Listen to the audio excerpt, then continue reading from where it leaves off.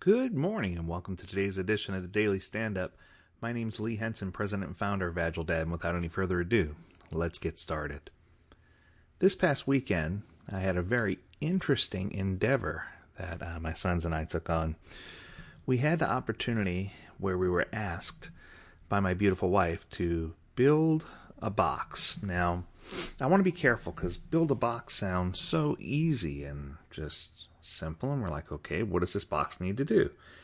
And the explanation that we got was that the box was intended to hold some Blu-ray movies and to hold some PS4 games and to just be a box that holds, some discs, some things that we easily could store. But she didn't want just any box. She says the goal was, after shopping online, to find a box that was sturdy enough to hold the weight of these items, but was also the exact dimensions to fit inside of one of our large entertainment center pieces. And I was like, okay, well, yeah, we could do that. So my son, who's the master woodworker, went in and took all of the measurements. And we came outside, and I said, okay, what type of wood are we going to need? And, checking our inventory of currently owned wood versus heading out to Lowe's to get some in a COVID environment made for an interesting task right out of the gate. But we found that we still needed to make that trip. So my son, quickly ran through the calculations and said, here's what we're going to need. He said we need 2 full sheets of 4x8 plywood and a handful of 1x3s to build these specific crates. And what he asked for and the quantity sounded quite reasonable. So we went out to the store and we made the purchase. And when we came back home, we realized that we hadn't purchased any screws for the assembly of these boxes to put them all together. So we decided, okay, well, it's just going to be another quick trip out to the store. But this time, instead of purchasing screws, I decided that it would be better for us to purchase brads because some of the wood was quite thin and I didn't want to split wood with screws. So we decided we're going to purchase some brads that go with our pneumatic nailer. That way we'd use a small pneumatic nailer with the brads, and we should be all set. And this would give us all the tools that we needed to build our box.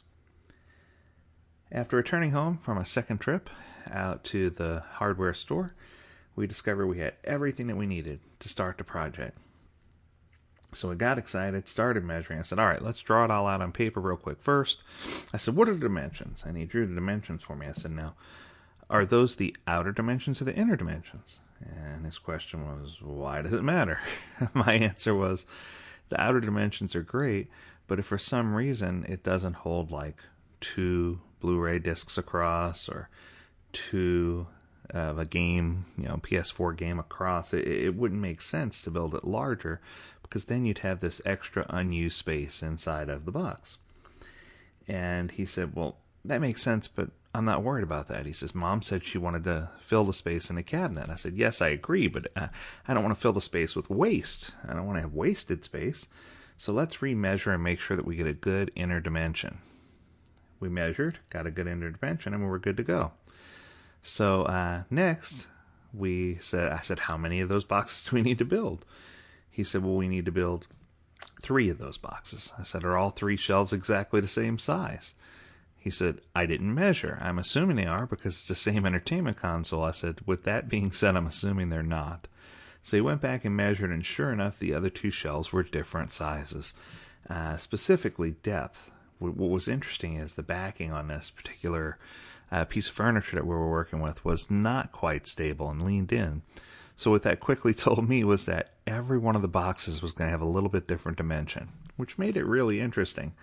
So instead of taking the detailed measurements that he needed up front and writing those down and collectively, figuring out what parts we needed, he tried the approach of, let's get one set of measurements, length and width, and go from there. So then my next question was, how tall do these boxes need to be? He says, just tall enough to hold a disc in. I said, yes, I understand. I said, but do they go to the full height of the shelf, or do we leave room to pull these out, or were you planning on putting a handle on these? How are you planning on doing this? And you could see that my son was getting a little frustrated. He's like, why all the detail? Why does that matter? And I think the topic of this podcast, the topic of this episode, is are we paying enough attention to detail up front with regard to our Agile projects in order to be able to build the right thing? And what do you do when you do discover an impediment or something that doesn't go your way? One of the next things we discovered right out of the gate, of course, was when he started trying it out on paper, he said, "Oh my goodness, we don't have nearly enough of the 1x3s, he says. And we bought 2 sheets too many of plywood, and it was funny because when he said 2 sheets, what we didn't account for in the story is that when we went to the store, we purchased, or were going to purchase, 2 full sheets of plywood, and the saw was broken. I think the last working saw in one of those stores is being stored in Area 51, along with a working ice cream maker, or a frosty maker from Wendy's, and a working ice cream maker from McDonald's, and a basket with all 4 good wheels from Walmart.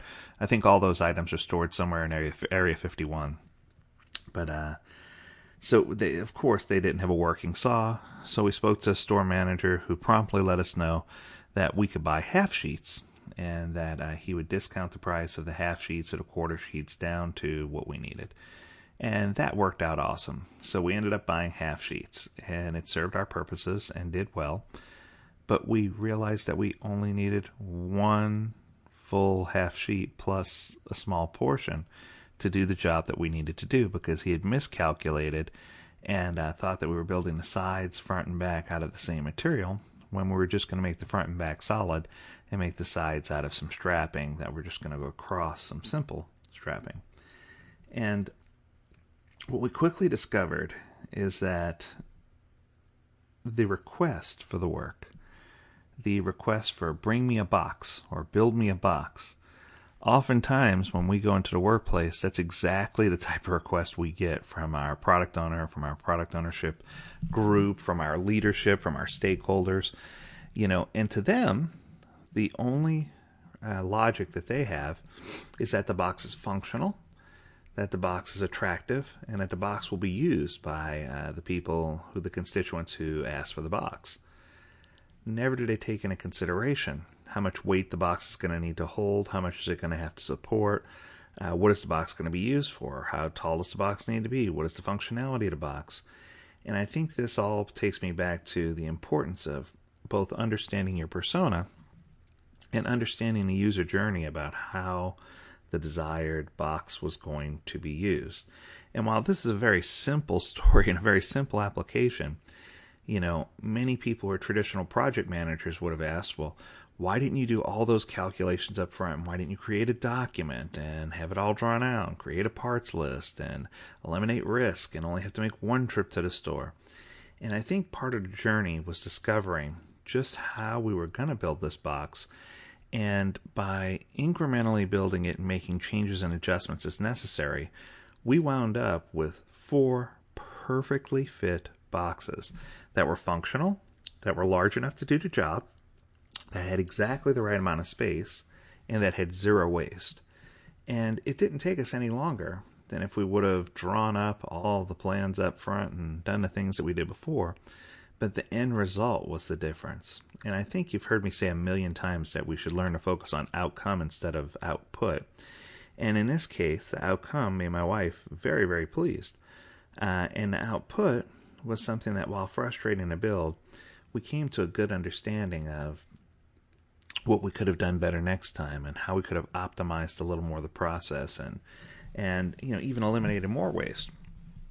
But I think in the end, when my son saw the extra pieces of wood that he had, and my wife smiled at the finished product, and I felt good because I was able to teach him some tenets of Agile, we all looked at each other with smiles on our face and said, I don't know that I would have done that differently. And it turns out that sometimes those are the projects, the ones where we're given the ability to have flexibility, where we're given the ability to use our mind muscle as developers or as people who are building a product or service, that we come up with a much better box than the box that someone may have envisioned. And while this topic is on the border of Agile, I hope you get how it ties in. We all one day will be asked to bring me a shrubbery or bring me a rock or build a box. And I think it's just important for us to know when those things happen, what the next best steps are, and how to patiently guide and coach and lead teams to build not just any box, but to build the box that the product owner hoped and dreamed for. So I hope this information was useful to you. As always, we encourage you to visit AgileDad.com, where you can learn more about this topic and many others. Until next time, stay healthy, stay well, and stay agile, my friends. Do take care.